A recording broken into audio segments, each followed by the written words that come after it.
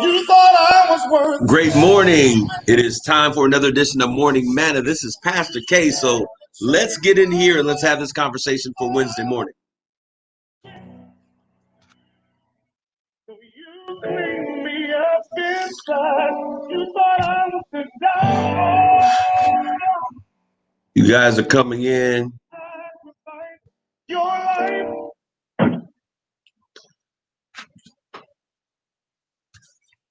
Hello. As you guys come on in, I'm excited to have you.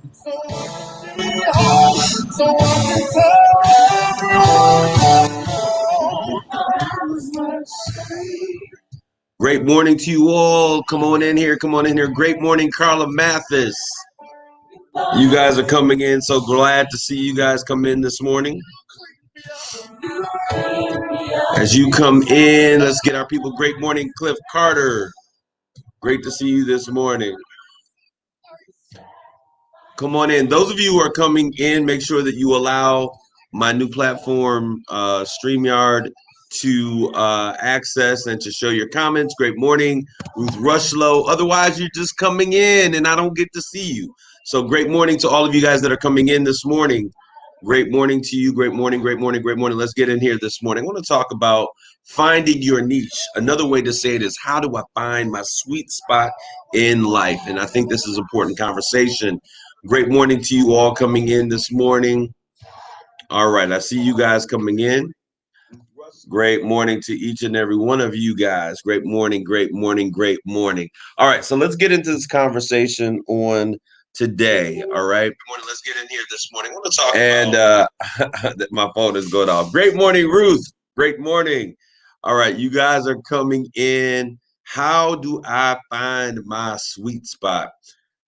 All right, great morning. Great morning, Arbel Webb. You guys are coming. Alfred Harris, Alfred Smith, excuse me.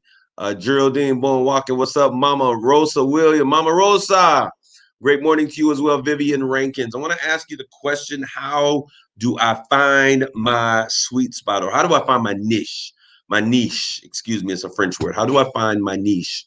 And we want to get in here so that we can get this morning going, okay? All right, great morning. Patricia Abilene Games, great morning to you as well. You all that are out there. So I want to get into this conversation this morning, and I'm not going to wait forever for everybody to get in. Brianna Sharper, great seeing you this morning. All right, so you guys are coming in, and I want to talk to you all about how do I find my niche. And this is an important conversation because many times in life, we go through life and we never find, we talk about hitting our sweet spot. And when we refer to hitting our sweet spot, what we're really saying is, how do we get to that place that we're operating on all cylinders and all cylinders a go? And I'm passionate about life and I'm experiencing life in a way that I've never have before. And many of us out there would all say, hey, I want to be passionate about what I do. I want to find my purpose, is what we say. I want to find my purpose so that I can do what I was meant to do. So how do we find our sweet spot? Great seeing you this morning, Kevin Finley as well. Annie Babers, love you, Mom. Tansha Price. So I want us to begin this conversation. Excuse me. I want to begin this conversation with us talking about finding our niche or finding our sweet spot. Great morning, Althea Duchess, Cheryl Walker. You guys are coming in. So I want us to talk about how we begin to look at the convergence of three key things. There are three essential elements that I think are very important for us when we desire to experience a life of fulfillment and success. So when we want fulfillment and success all in the same place, there are three key elements that I think are very important. We're going to talk about that today as we begin to talk about finding our niche. All right, Arville Webb, Ophelia, Denise Clyde, what's up, fam? All of you all that are out there, Deborah Miller, Jeanette Wicker, you guys are coming in. This is so great. I want to talk about how do we find the thing that we are passionate about, that is also productive, that also has the ability to find success, yield success. Finding your niche in life, or otherwise finding the sweet spot. All right. So it's a convergent of three things that I think are very important whenever we want to do this. And whether if you want to, open up a bakery, whether you want to be an author, a speaker, whatever it is that you desire in life, there has to be a convergence. And when I say convergence, I'm talking about a coming together of three key elements that are very essential for your success. The first thing that I want to talk about really quickly is passion. And when we talk about passion, I always say what passion is: the fire of life. It is the fuel that moves the vehicle of purpose. All right. So as I say that, I want you to understand that one of the biggest mistakes that many of us make is that we think that this is something that you do one time in your life. But what I want you to know on today is that passion is something that you may rediscover at another stage of your life. I know that when I was younger, I was very passionate about medicine and I wanted to go to med school. And that was the only thing that I was so passionate about. And as I grew, I was passionate about being my own boss. And then I became passionate about, marketing and entertainment and hosting events and building brands. And as I continue in life, parts of those passions, parts of those things continued as being passionate. But now my passion in life is to see other people win. And how do I see other people win? Because and excited about seeing other people win. And so that's why we have these things. So how do you find that passion? How do you stoke that flame? And I need you to understand that passion does not just show up magically. It's something that is found in the active process of self-discovery. So we've got to begin to uncover who we truly are, what drives you, what motivates you. And I want you to ask yourself these three questions as you begin to discover your passion. What are you drawn to? What is the thing that no matter what's in the room, you put yourself in a room with all of these different things. What is the thing that you're often drawn to? The thing that gets your attention most. Great morning, Alma Collier, Emma Donald, and Dr. Laura Brown. So great to see you. We're continuing as we talk about how do we find our niche. So the first thing is passion. And you want to ask yourself that question. What am I drawn to? What is the thing that I find myself doing just on a regular basis? Something that if I go into a room or if I enter in a situation, I am always drawn to this. Maybe it's, whenever I go into a room, I'm always drawn to children. Or if I go into a room, I'm always drawn to the table with those individuals that are coming up with solutions. Ask yourself that question. What am I drawn to? The next thing I want you to ask, the second question is, what do other people say that I'm good at? Now, this is the one I say put the least amount of stock in, but you have to find out, what do people say that you're good in? Because oftentimes we do things because it's just natural. It's a talent. And when you have a talent, sometimes you are the last person to realize it is a talent because it's something that you've done every single day. And other people are like, how in the world did you do that? They don't understand how you do what you do easily because it is something that you have done on a routine basis. Okay. So ask yourself, what do other people say that I'm good at? And pay attention to that, because we don't realize sometimes that how difficult certain things and tasks can be, that we have just made a life routine of it and other people see it and they're amazed at how you do it. The last question I want you to ask yourself is, when do I get in a zone? What is it that I'm doing that I will find myself getting in a zone and I get so caught up with what I'm doing and lost in the details and in the process and the work of it all that I completely lose track of time.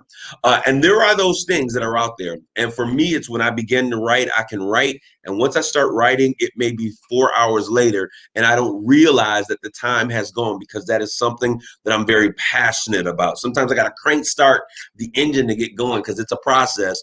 But once I get involved in that process, I can simply lose track of time in doing what it is that I'm doing. So there's three things that we need to converge. The first thing is passion. We want to ask ourselves those three questions. What am I drawn to? What are other people saying that I'm good at? And then the last thing is, where do I find myself losing time? How do I get in the zone? What are the things that take me there? The second thing I want us to look at, and we talked about those three things converging, because whenever these three things converge is where you'll find success, great success. All right, the next thing is talent. What are you good at doing? We talked about that. Are you passionate? Now, this is the thing I want to ask you. Okay, there's a lot of stuff that I'm good at doing, but I ain't passionate about everything that I'm good at. So you got to begin to ask yourself this question. What am I good at doing? Then ask yourself this.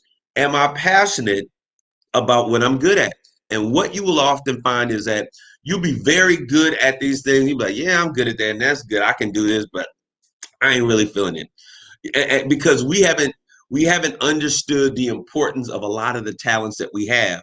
So there are a lot of talents that we have the ability to be successful with, but we haven't learned to be passionate about those things. And so we've got to begin. What things make you tick and make you excited? And then can you find some of those elements in the things that you're already good at? But just because you're good at something doesn't necessarily mean that you're passionate about it. And just because you're passionate about something doesn't mean that you're going to be talented in that area. So what we want to do is make sure, ask yourself, what am I good at? And then am I passionate about what I'm good at? And I'll tell you, I have a woman that's in my life, and she is very good at a number of things. And she's simply not passionate about doing those. I don't want to do that anymore. I don't want to, I am, but I don't want to do that. And what I've realized in life is that we can have a number of talents and not be passionate about that talents. Now, this is what we got to understand. Just because we're not passionate about the talents, we're good at what we do. And I'll tell you this, the first thing about finding your passion is finding something that is easily that you can find success, because everybody wants to be a winner. So go back and look at some of the things that you are good at, some of the things that you are talented at. And when you find those things that you're talented at, when there is no passion, ask yourself, if what is missing from this that would make me excited about doing it. Don't just throw your talents away. This is why so many people are not successful, because they have things that they are naturally talented in, but they're like, I'm not feeling that, because you haven't found something in what you're already gifted in. There are just small things and small tweaks to what you do that you're talented in that you might be able to birth and find and discover a passion there. So don't throw away the things that you're talented with just because you ain't feeling it, okay? So some of the greatest ideas, so one man's trash becomes another man's treasure, and they'll take it to the bank, and you'll miss out on it every single time. All right, so we want to make sure that we do this. Now I want to say this to you. If you're not climbing a ladder of success that you're passionate about, if you're not currently doing something that you are passionate about. Great morning to you, Royce Porter and Bridget Pryor. Many times in life, we'll find ourselves getting stuck in processes. You know, I set out and I said I was going to take this job and I was just going to be there for a short period, a defined period of time. And now I'm kind of stuck there. I see that. Vanessa Cooper, I love cooking. Well, then if you love cooking, you have to then begin to make sure that you put these other elements in place. If you love cooking, let's use cooking for an example. I love cooking. That is my passion. There are a lot of people who are passionate about things, but there are some key elements that have to take place with your passion. Because if your passion does not have the ability to be financially sustainable, that means that you can pay your bills. Any passion that you have, if it's not financially sustainable, then what you have is a great hobby. And hobbies are great, but you cannot live off of a hobby. So how can I take what I'm passionate about and okay, I'm doing this right now, but I'm really passionate about cooking. I'm working for the state of Michigan. I've been climbing this ladder to success. I was only supposed to be here for a little period of time. And now this job has outstayed its welcome in my life. I love speaking to women. This is another one. I've been doing this job of working because I gotta pay bills, and that's what happens. Our passion gets snuffed out because we do what we have to do to pay the bills. But let me show you what you need to do. Just because you're on one ladder doesn't mean that you have to stay on that ladder forever. Now, you won't have to jump off the ladder and start at the bottom somewhere else. And sometimes that becomes the most fearful thing in the world. I'm doing this. I've had a certain amount of success here. And now I'm not passionate about it. I don't want to do this the rest of my life. How do I get from where I am and begin to operate in areas of my passion? This is what you do. You switch ladders. You do a lateral move.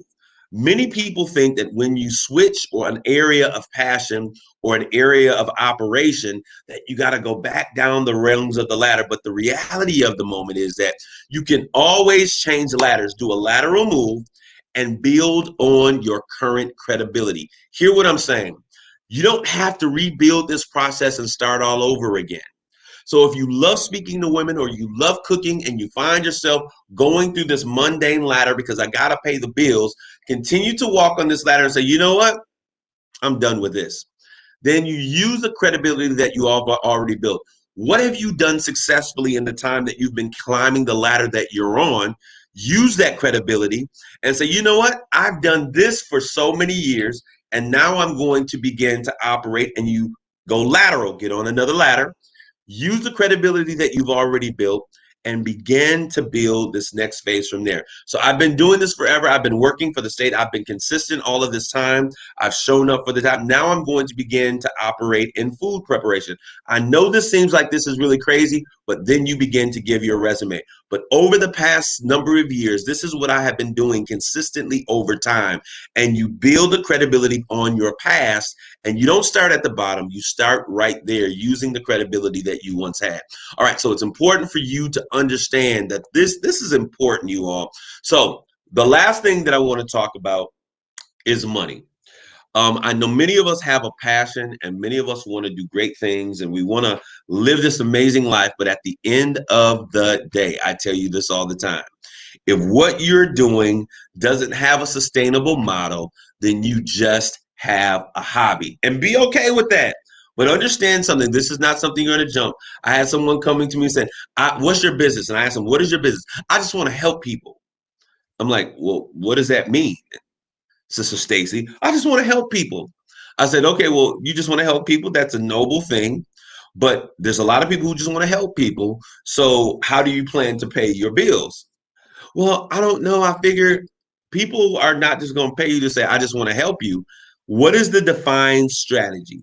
Then you've got to begin to say, if you're going to help people, and that's truly what you desire to do, how can I do what I want to do? And then I'm able to make a living from it. Let me tell you what you have to do. You have to answer a pain point. You have to minister to a pain point. What do I mean by that? Your helping people has to be a help in such a way that there is a group of other individuals out there that need help in the specific way that you're willing to deliver it. So if you love helping people, you want to help people for a living, you've got to begin to say, what are the types of things already in my community or that I see that people are doing that I enjoy doing that they don't enjoy doing? Let me tell you this. I had a friend who was like, she was a neat freak. Neat freak. And it was not serving her well in any area of her life. She was driving coworkers crazy. And I said to her, as a friend in California, I said, listen, you're going to drive everybody crazy because you drive me crazy with all of your labels and all of everything. You go to her house, everything was labeled, everything was aligned, everything was in order. And she was working in an area, an industry that was driving people crazy because you didn't need to be that organized. And I said, this is what I want you to do. You don't realize it, but you have such an amazing business. You have an opportunity to have an amazing, right now it's a hobby that you do that you drive you and your family crazy. But there is a sustainable model here that you have that if you were to make a few adjustments, you could really make a ton of money. She says, what are you talking about? I drive people crazy with my labels and my label makers. And I said, have you ever thought about helping others? You love to help people. You love organization. People hate organizing things.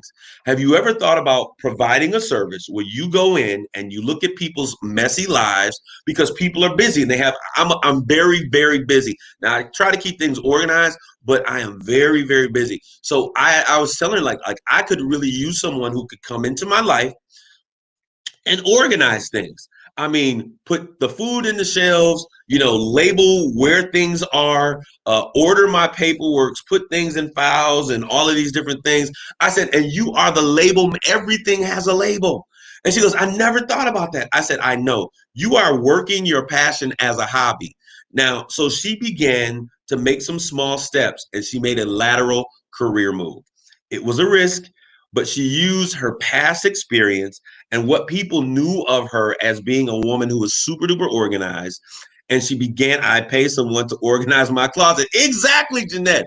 And so this is there are so many gifts that we have that we overlook because we do them so easily and so well, and we're passionate about those things. Those are the things that we have to begin to take a look at, and how can I position what I'm dealing with in a way that I can monetize it and make it a sustainable model, which means that I don't just have one customer, but there are a series of people out there that I continually can provide. So I'll start by organizing kitchen cabinets. I'll label them. We'll get cereal jars. We'll or the containers, Tupperware containers. All of the cereal will have labels. Your foods, your healthy snacks, and this is what she began to do. Let me tell you right now, this woman right now is a millionaire. I wish I liked labeling things. I would have did it. Can I start the business? You come work for me. I mean, because we didn't see it, and I realized that giving ideas and creating vision is my idea. So now I began to work in terms of monetizing and helping people through this process. So I want you guys to understand that there is a way for you to get out of the rat race into a place where you're living life full of purpose. But you've got to make sure that whatever you're doing has a sustainable model. And I had another friend that just wanted to, help people. And she was just like, I just want to help people. I said, but you can't just help people. You've got to figure out how you're helping is going to impact their life. Don't say that you want to open up a library for the community and then think that you're not going to be running around trying to figure out how to keep it open. That's not a sustainable model. That is a hobby.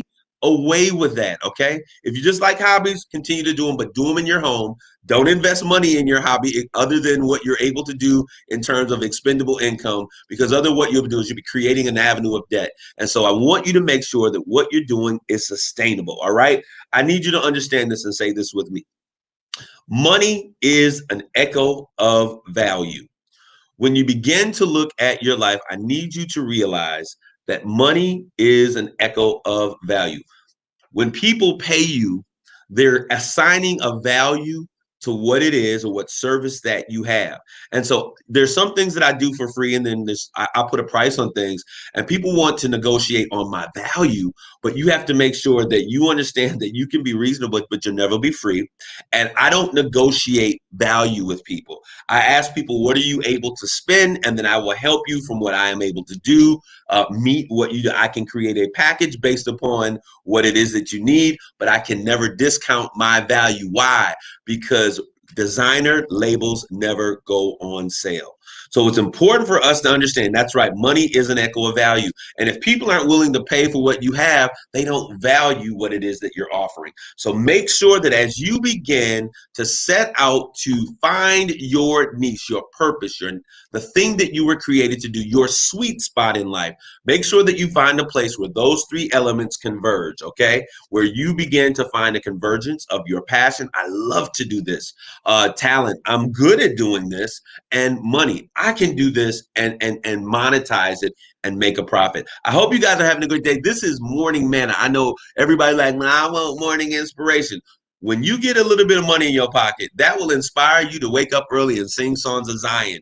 We have to be holistic in our approach to God. So I like Morning Manna to be a little bit of everything that creates a holistic individual for the kingdom of God. I hope you guys have an amazing day. Take care of yourselves and each other. God bless you. Grace and peace.